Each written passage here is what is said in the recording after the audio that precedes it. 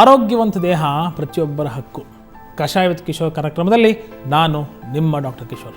ಬಹಳ ವಿಶೇಷವಾಗಿ ಆಣಿ ಅಥವಾ ಕಾರ್ನ್ ಅಂತ ಏನು ಕರಿತೀವಿ, ಅದಕ್ಕೆ ಯಾವ ವಿಧವಾದಂತಹ ಪ್ರಯತ್ನ ಮತ್ತು ಪ್ರಯೋಗಗಳನ್ನು ಮನೆಯಲ್ಲಿ ಮಾಡ್ಬೋದು ಅಂತ ನೋಡೋಣ.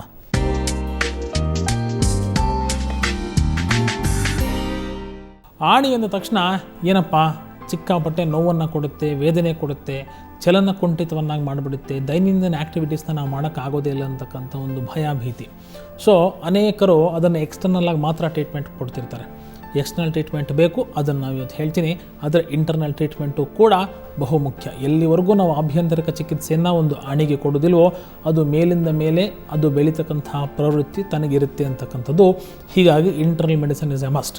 ಆಸ್ ಅನ್ ಎಕ್ಸ್ಟರ್ನಲ್ ರೆಮಿಡಿ ಅಂದರೆ ಉಪಶಮನಾರ್ಥವಾಗಿ ಏನೆಲ್ಲ ನಾವು ಮಾಡ್ಬೋದು ಅಂತ ನಾವು ನೋಡಿದಾಗ, ಕಲ್ಲುಪ್ಪು ಮತ್ತು ನಿಂಬೆಹಣ್ಣು ಮತ್ತು ಸ್ವಲ್ಪ ಸೋಡಾ ಇದನ್ನು ಮಿಕ್ಸ್ ಮಾಡಿಕೊಂಡು ಒಂದು ಗೋಲಾಕಾರದಲ್ಲಿ ಬಟ್ಟೆಯಲ್ಲಿ ಕಟ್ಕೊಂಡ್ಬಿಟ್ಟು ಅದನ್ನು ಚೆನ್ನಾಗಿ ಆಣಿ ಇರತಕ್ಕಂಥ ಜಾಗಕ್ಕೆ ಒತ್ತಿ ಒಂದು ಪ್ಯಾಕ್ ಥರ ಮಾಡಿಬಿಟ್ರೆ ಸುಮಾರು 45 ನಿಮಿಷದಿಂದ 2 ಅವರ್ವರೆಗೂ ಈ ಪ್ಯಾಕನ್ನು ಬಿಡೋದು. ಆಮೇಲೆ ಮತ್ತೊಂದು ಸಲ ಬಿಸಿ ಮಾಡಿ ಅದೇ ರೀತಿಯಲ್ಲಿ ಮಾಡ್ತಕ್ಕಂಥದ್ದು. ಬಿಸಿ ಅಂದರೆ ಚರ್ಮ ಸುಡೋಷ್ಟು ಬಿಸಿ ಇರಬಾರ್ದು, ನೆನಪಿಟ್ಕೊಳ್ಳಿ. ಸುಖೋಷ್ಣ ಅವಸ್ಥೆಯಲ್ಲಿ ಇರಬೇಕು. ಯಾಕಂದರೆ ಆ ಜಾಗದಲ್ಲಿ ವಿಶೇಷವಾಗಿ ಚರ್ಮ ಮುಂಚೆನೇ ತನ್ನ ಒಂದು ಸೆನ್ಸೇಷನ್ನು ಅಥವಾ ಸೆನ್ಸಿಟಿವಿಟಿನ ಕಡಿಮೆ ಇರುತ್ತೆ ಅಂತಕ್ಕಂಥದ್ದು. ಎರಡನೇ ಪ್ರಮುಖವಾದಂಥ ಅಂಶ, ಒಂದು ಡಯಾಬಿಟಿಕ್ ಇರತಕ್ಕಂತಹ ಪರುಷ್ಯ ಅಂದರೆ ಡಯಾಬಿಟಿಸ್ ಇರತಕ್ಕಂಥ ವ್ಯಕ್ತಿಗೆ ಅಣಿ ಆಯಿತು ಅಂದಾಗ ಯಾವುದೇ ಪ್ರಯೋಗಗಳನ್ನ ಮಾಡಬಾರ್ದು.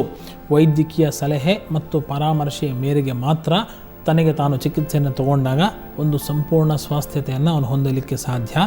ಯಾವುದೇ ಭಯ ಭೀತಿ ಅಥವಾ ಆತಂಕ ಬೇಡ. ಅಣಿಗೆ ಆಯುರ್ವೇದದಲ್ಲಿ ಯಶಸ್ವಿ ಪರಿಣಾಮಕಾರಿಯಂತಹ ಚಿಕಿತ್ಸೆ ಇದೆ ಅಂತ ಹೇಳ್ತಾ ಇವತ್ತಿನ ಸಂಚಿಕೆಯನ್ನು ಮುಗಿಸ್ತಾ ಇದ್ದೀನಿ. ಮತ್ತೊಂದು ಸಮಸ್ಯೆಗೆ ಮತ್ತೊಂದು ಪರಿಹಾರ, ನಾಳೆ ಭೇಟಿ ಆಗೋಣ. ನಮಸ್ಕಾರ.